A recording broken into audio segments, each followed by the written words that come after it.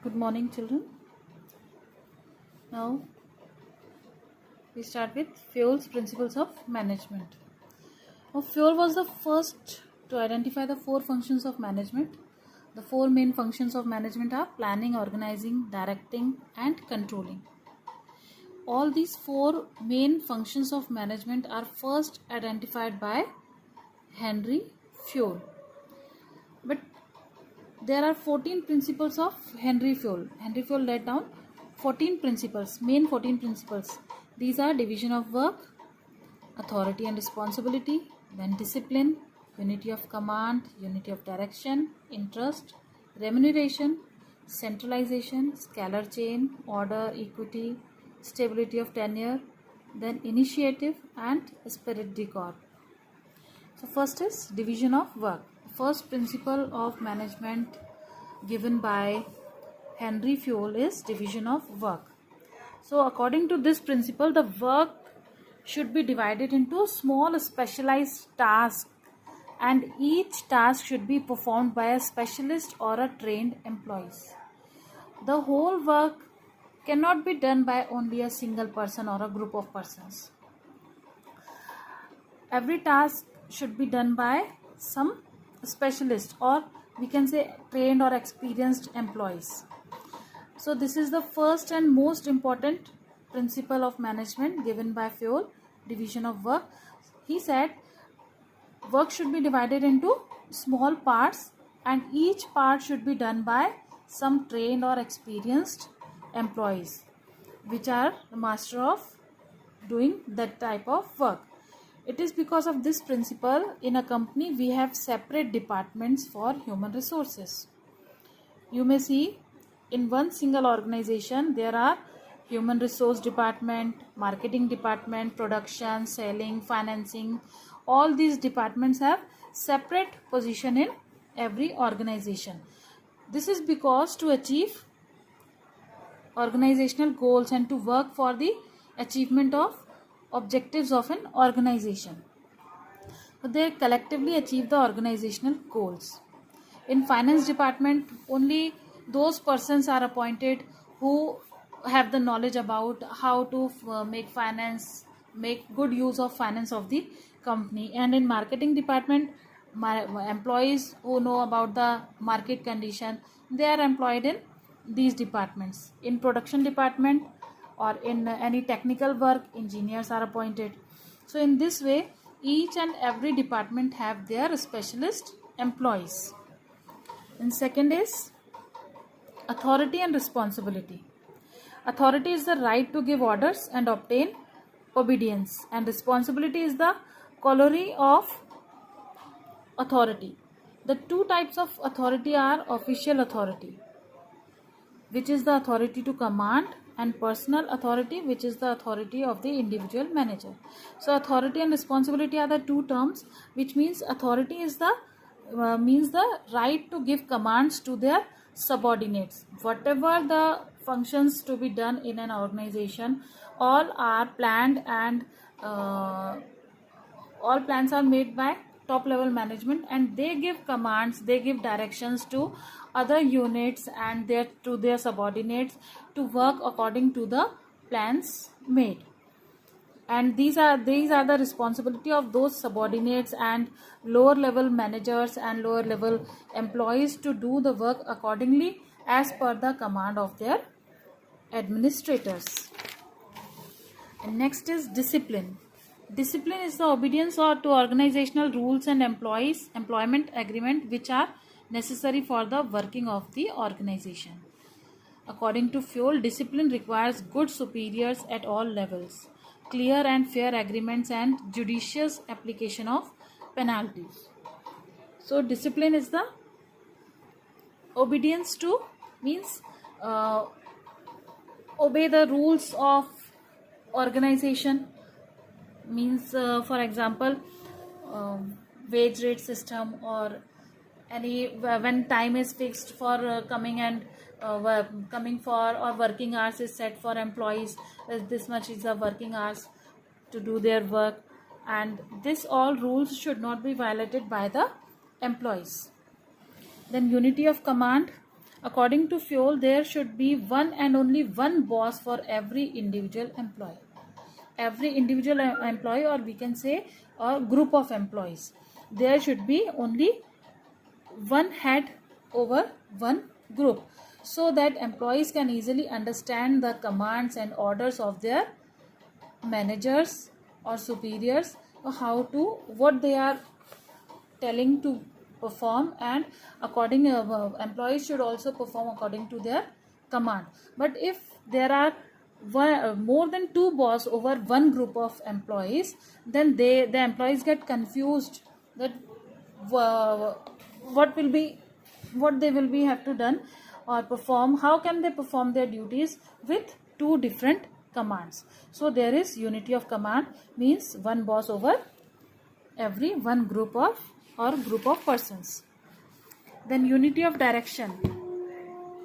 There should be, this principle implies that there should be one head and one plan for a group of activities. Here again also, one head for and one plan for a group of activities.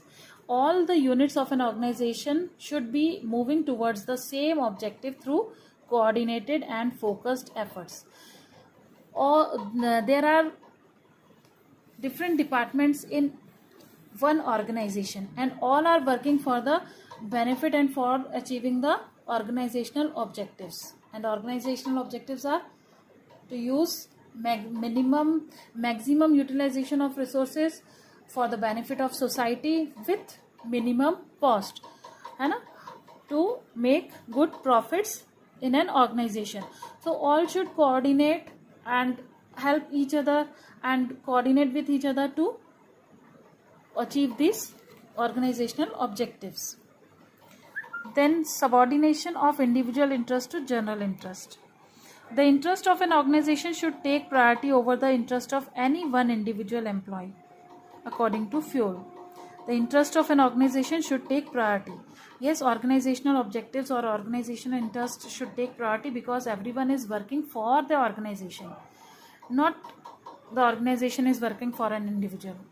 Every individual is working for their personal improvement, personal interest, but for the achievement of organizational objectives. So every worker has some individual interest for working in an organization. Some employees want to earn more money, so they work in big organizations, or some want to get experience through their working. So the interest of each and every employee is differ from worker to worker. Then remuneration of employees. The overall pay and compensation should be fair to both employees and the organization. The remuneration of employees should be on fair basis. The employees should be paid fair wages, which should give them at least a reasonable standard of living. At the same time, it should be within the paying capacity of the company. Means the wages or salaries which are to be paid to the employees are affordable by the company.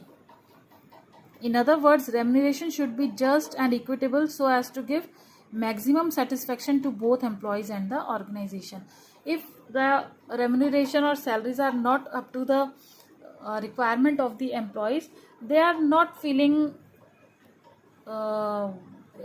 comfortable for working in an organization. So remuneration should be fair for all the employees. All other facilities like health facilities, education facilities, and other tiffin facilities, these should be given to the employees along with remuneration and salaries. Then centralization and decentralization. Centralization means the concentration of decision making authority is called centralization, whereas its dispersal among more than one person is known as decentralization, when the decisions or planning which are made by the top level management. So this is centralization, when decision making authority is only in the hands of top level management, then it is called as centralization of powers. But when dispersal of powers among other employees also, if the powers to take decisions or to make effective plans or to give innovative ideas by the employees. These rights are given to employees also. Then this condition is known as decentralization of powers. Then scalar chain. An organization consists of superiors and subordinates.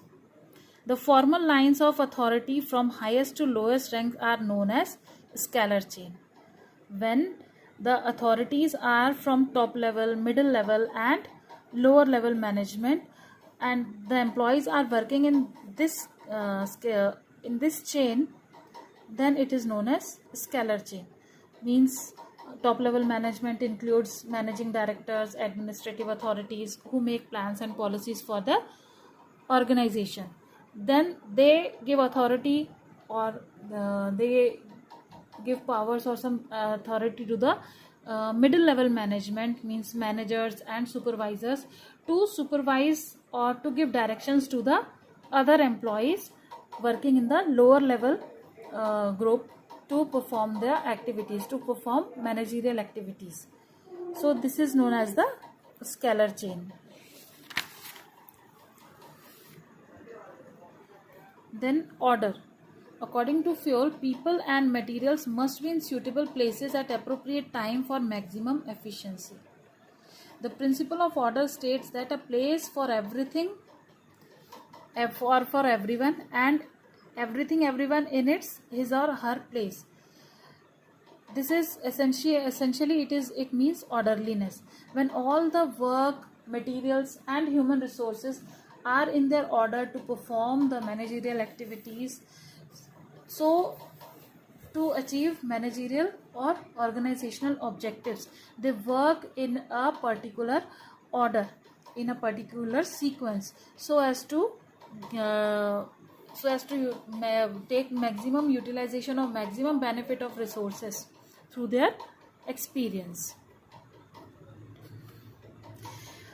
And advantages: if efficient use of resources, as no time is wasted in tracing the resources. If the resources are used in effectively and efficiently, then there will be no wastage of time, or wastage of resources should be minimized.